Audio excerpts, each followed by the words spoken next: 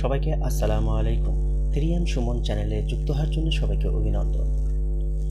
এবার ইউরোপে রাজনৈতিক আশ্রয়ের হিড়িক এই সম্পর্কে আপনাদের সাথে কিছু তথ্য দিব। তার আগে বলতে চাই, যারা আমার চ্যানেলে নতুন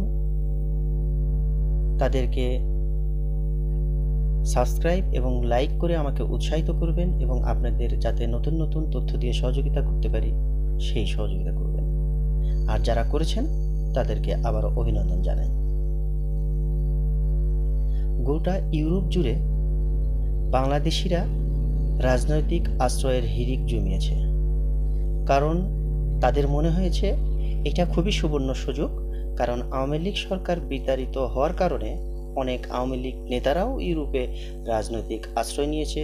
নেতা পাতি নেতা বহুত আশ্রয় নেওয়ার চেষ্টা করতেছে। এর মধ্যে সবচেয়ে বেশি রাজনৈতিক আশ্রয় চেয়েছেন ইতালিতে।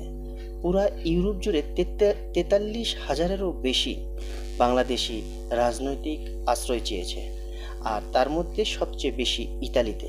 এবং ইতালি গভর্নমেন্ট 95% সেগুলো রিজেক্ট করে দিয়েছেন।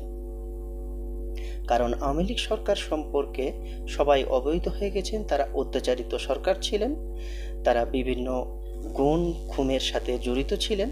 সেই জন্যেই সাধারণত বিভিন্ন বিশ্লেষকরা চিন্তাভাবনা করছেন, সেই কারণেই সম্ভবত সবগুলো রিজেক্ট করেছে।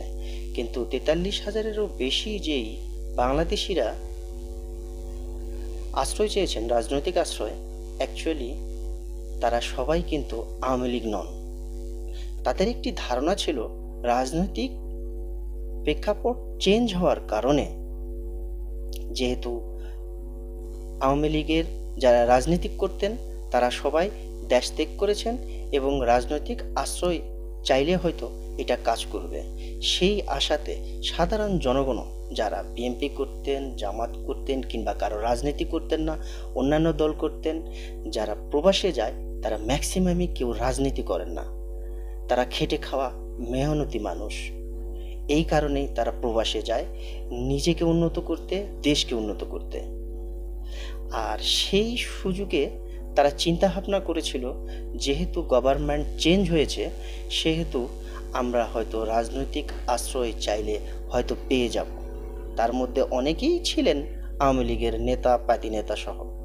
কিন্তু এই আশায় ঘুরে বেড়ালি বাংলাদেশিদের ম্যাক্সিমাম দেশগুলোতেই সেগুলো রিজেক্ট করা হয়েছে।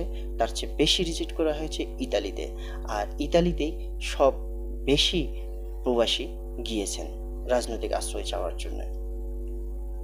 আশা করি আপনারা অন্যান্য দেশে রাজনৈতিক আশ্রয়গুলো না চেয়ে অন্যান্য যেই এসালম, অন্যান্য নিয়ম নীতি, বিভিন্ন লয়ারদের সাথে কথা বলে সেই সুরাহা করে ভালো লয়ার ধরে আপনারা সাধারণত এসালম করার চেষ্টা করবেন।